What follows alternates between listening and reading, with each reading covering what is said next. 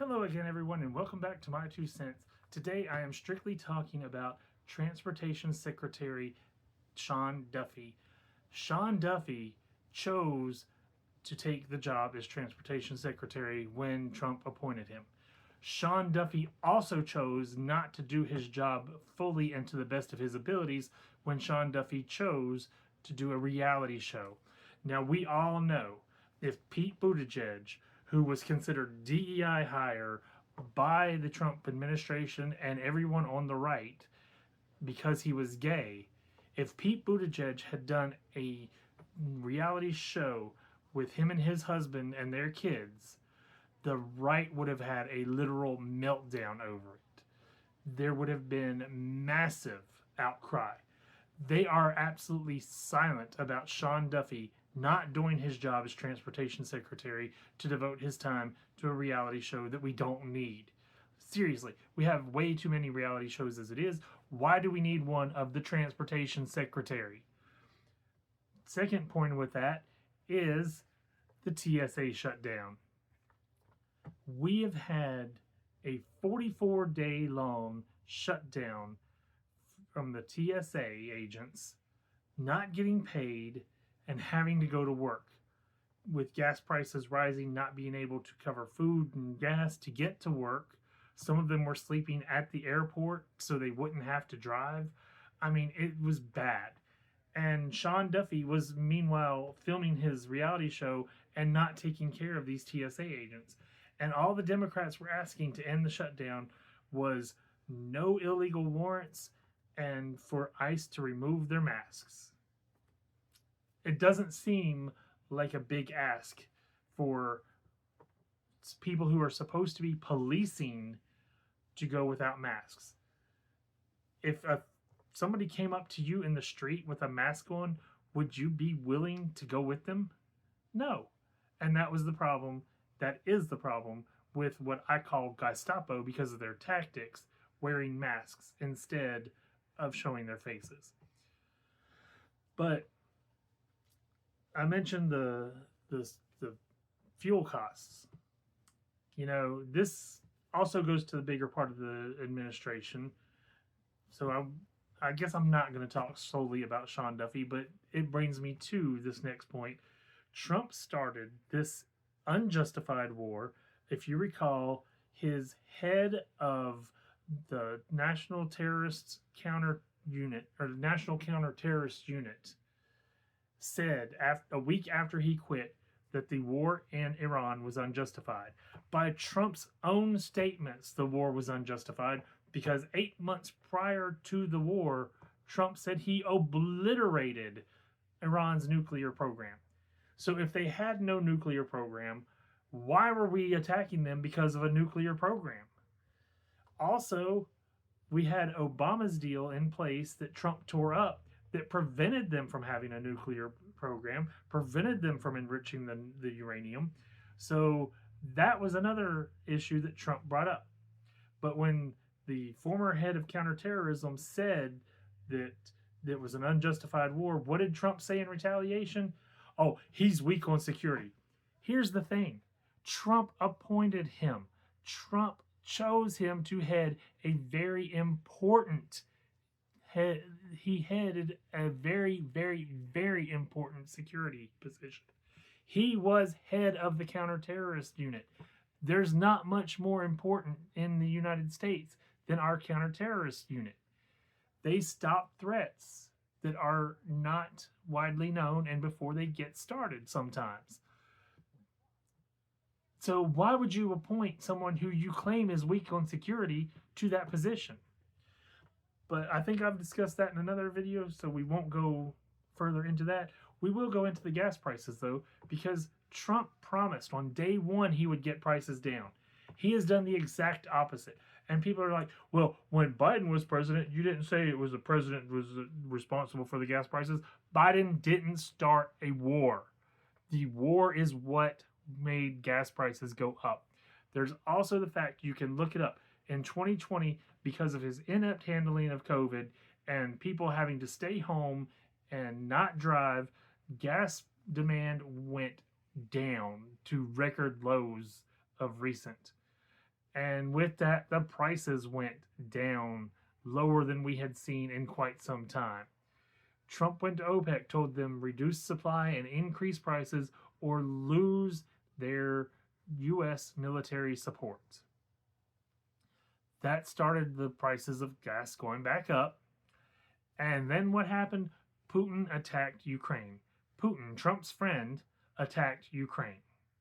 So Biden had nothing to do with that war, could not control that war. It was illegal for Biden to send troops in for that war, and Biden did not send troops in for that war. We aided Ukraine the best we could as an ally, but we did not seek retaliation against Russia.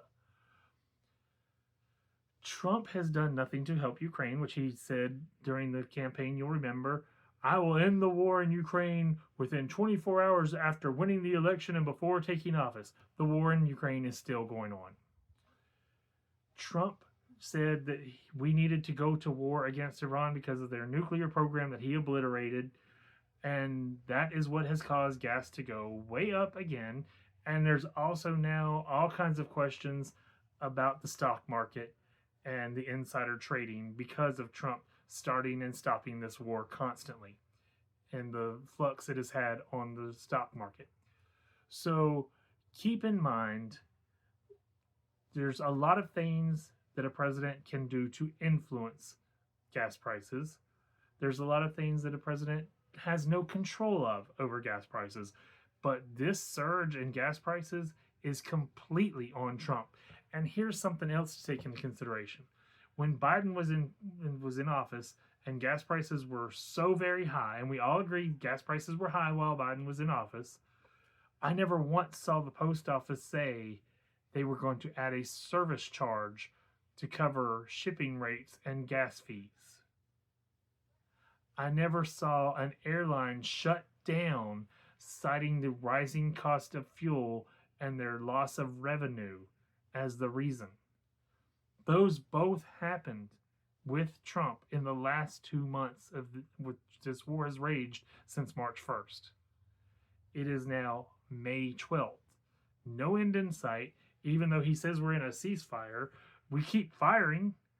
They keep firing. Israel keeps firing. So there's no real ceasefire here. The war has not stopped. Trump is not accepting a plea deal. Trump refused to go to the peace talks because he had something more important to do, which was go to the UFC fight night. And now what's Trump doing? Building his Arc de Triomphe that he calls the Triumphal Arch. It's the same thing. He's stealing what Napoleon did in France. He's worried about the reflecting pool between the Lincoln Memorial and the Washington Monument, spending millions upon millions of dollars.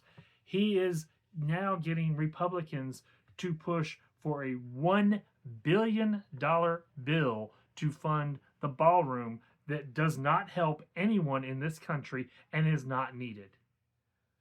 That Trump promised was going to be built by private donations.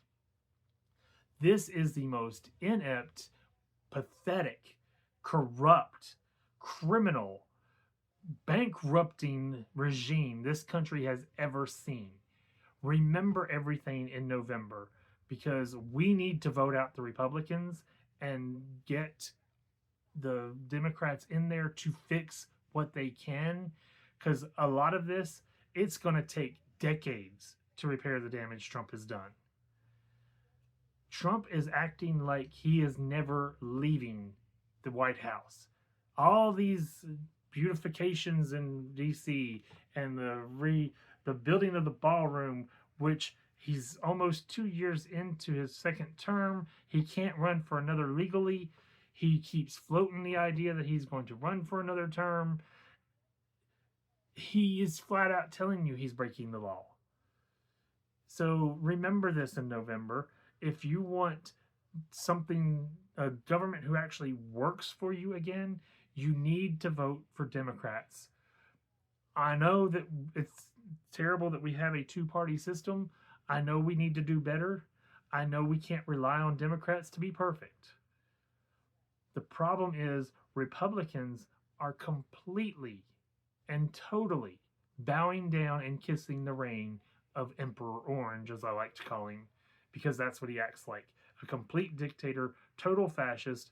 He's trying to eliminate the freedom of speech, but then they'll cite the Constitution when, as we know, Virginia had the vote of the people choosing to redistrict the state and give it a 10-1 Democrat advantage in November.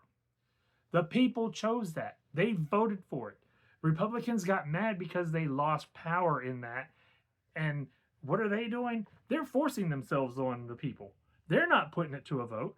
In North Carolina, Texas, South Carolina, Florida, Alabama, they are all redistricting without the voters' consent. Virginia and California asked the voters, put it to a vote, and the voters said yes. So that, again, Republicans hiding the Epstein files, forcing themselves on the people, that's the Republican way, it seems. Don't ask what the people want. Don't worry about the vote. Don't allow a vote to happen. Just steal the power and force yourselves on them like they're a 13-year-old girl, as so many of the Republicans seem to want to be. And before you go saying I'm slandering, Matt Gaetz, accused of sex with a minor. Linda McMahon, accused of covering up the Ring Boy scandal in the WWF in the 80s. Donald Trump, accused of raping a 13-year-old girl who took away her charges because she was getting death threats. Virginia Giuffre, who killed herself and can no longer speak on what happened on Epstein Island. And we still don't have all the Epstein files released that were supposed to be released back in November. But Trump keeps saying he's the most transparent president ever. He started a war with Iran to deflect from the Epstein files. That was a failure. He's now released the UFO files to deflect from his Iran war that's deflecting from Epstein, and none of it's working. We see you, we know what it's all about, and we're tired of it. So please, if you care about this country, vote blue this November across the board. Get the Republicans out, and then when we get normalcy restored, we get our democracy restored, then we'll worry about the problems with the Democrats, because there are plenty. But we've got to stop Trump, and no Republican is willing to do it. Thank you for watching this video. I very much appreciate you watching it. If you enjoyed it, if you agreed with it, if you disagreed with it, leave me some comments. Tell me what you think. I'm happy to interact with you. I will be checking the comments and responding when I can. Also, please, if you enjoyed this video, give it a like, and also follow me. Make sure you turn on the notification to get notified when more videos are posted. Thanks for watching. Goodbye, everybody.